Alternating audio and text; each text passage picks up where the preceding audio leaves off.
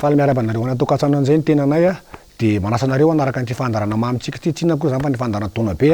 dia miarabo anareo koa natsatsan'ino hely dia manasanareo anaraka ny fandarana hatramin'ny farany.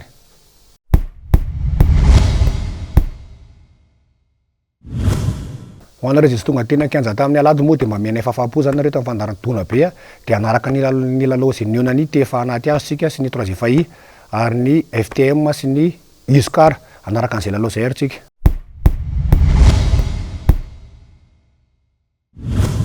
Teo amina pahefadalina voalohany arany dia lavon'ny FTA avy any Andavamamba tamin'isa 2024 ny 3FI avy any anaty azy sotra.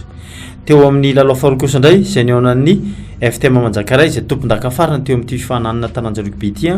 dia nandresy ny ekipan'ny commune Antananarivo Renivohitra na ny USCAR tamin'isa 34. Izany hoe tafita any amin'ny dinga manasa-dalina zany ny ekipan'ny FTA sy ny FTM avy aty Manjakaray.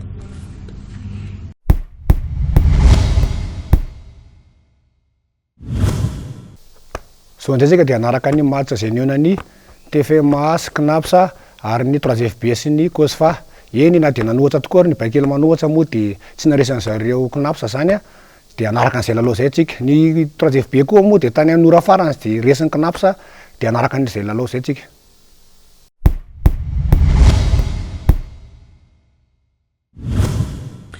Teo amin'ny lalao apahefadalana anankiroa ambiny kosa indray dia azo lazaina fa tena nampitranga amin'ny toetra mipijery izay tonga marobe tokoa tena mikanja maki Andotapenaka ny lalao. Ny lalao voalohany moa zany dia neonan'ny CNAPS avy any Matsiatra ambony sy ny ekipan'ny TFMA.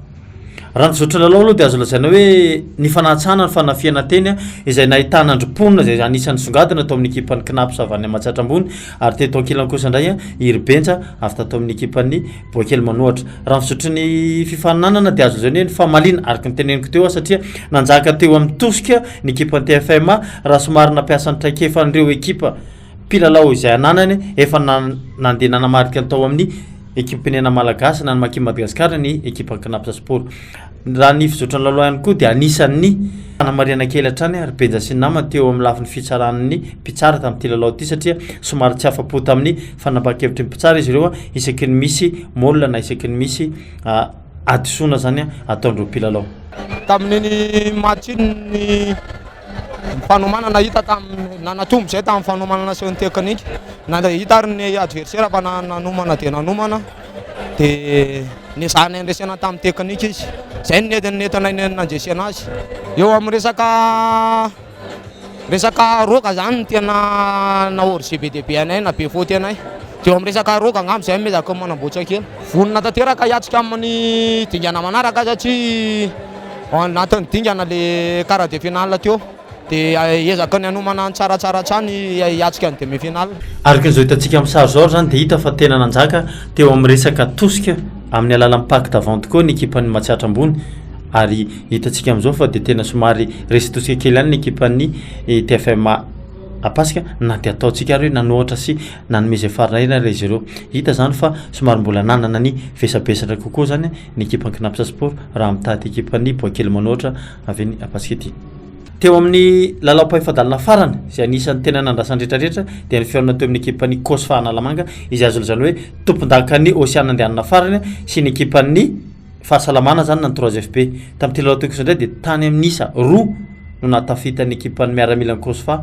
teo anatrehan'ny ekipan'ny fahasalamana na ny 3FB zany. Azo lazaina hoe nisogadina raha hery sy ry manga na ny lohan'andro tolotra sy ry zobe izy azo lazaina hoe nampiseho ny traikefany tokoa fa nefa moa zany izay ny lalàna amin'ny baolina lavalava natavavoaka nandresy teo amin'ny isa 3-20 ny ekipan'ny COSFA avy eto Analamanga.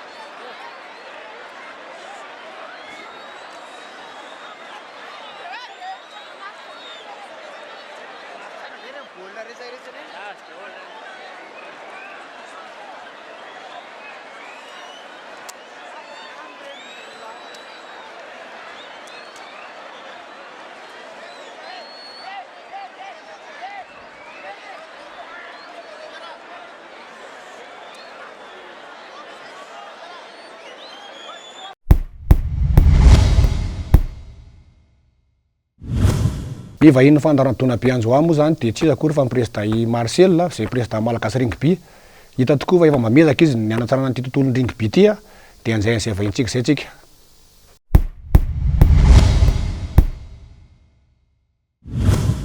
Tafresaka tamin'ny mpanao gazetin'ny MPS Madagasikara ny filohan'ny malagasy rugby Andriamatoa Marcel Rakotomalala anisan'ny zavatra nitsopihany tamin'ny dindinika ny fanaovana taminay dia teo amin'ny hoe afapo izy amin'ny fahamaroan'ny fahatongavan'ny mpijery fa nefa kosa indray nangataka izy ny amin'ny hoe tokony ahay andamina ahay anaraka ny lamina izay apetraky malagasy rugby ny mpijery malagasy mandritra ny lalao manaraka eo satria dia azo lazaina hoe nisy tsy fahatomombanana kely izay nataon'ireo mpijery izay somary ny OPF kely ihany nandritra ny lalao ampahefadalana iny araoary zany resaka zany. Longamba de raha mahita ngamba ny fandehan'ny lalao ny olona mpijery mbola hatramin'izay ngamba ny tsy mbola nisy olona be da be ohatran'izao tonga de mikanja maki zany ary diky zany fa zava-dehibe zany ilay match androany. Raha jerena ny ataony tombanezaka zany dia hita tokoa fa tena niakatra tanteraka ny nivoan'ny rugby malagasy zany amin'ny resaka gold top 20 satria avy amin'io gold top 20 zany nangalana an'ireny équipe nationale rehetrarehetra reny na 7 na 15 zay mariako eto fa tsy tokony tabataba mihitsy ny olona satria misy efa fandaminana zany zao nikasika an'izany resaka hoe A7 sy A15 zany tsy voatery anao A15 ny équipe nationale any amin'ny A7 ary ny équipe nationale any amin'ny A15 tsy voatery anao A7 zay aloha ny aloha zava-tsara zay resaka zay ary zay ny amin'ny resaka hoe fiakaran'ilay avon'ny letan'ny rugby malagasy zany dia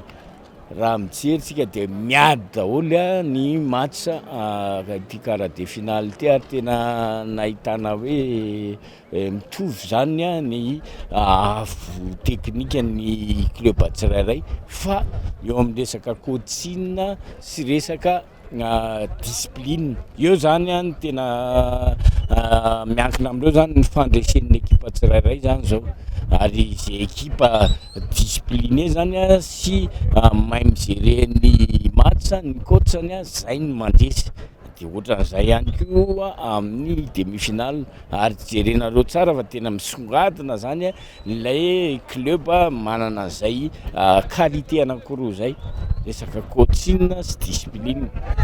zay zany aloha ny mariako tsara zay ary ny faharoa manarakaraka an'izay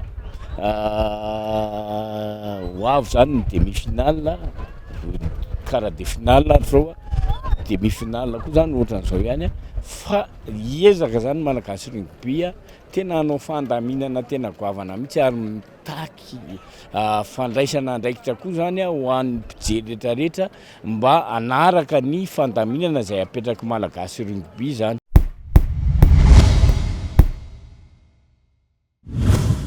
Eto am-pamarana dia teny anareo foana hoe tongava maro amin'ny demi-finale dia zay eto fandarana taona be sy ny équipe ray manontolo dia mirary soanareo mba ho tratso ny taona vaovao dia aza misaraka fandaran-taona be sy ny ABS télévision veloma indrindra tompoko.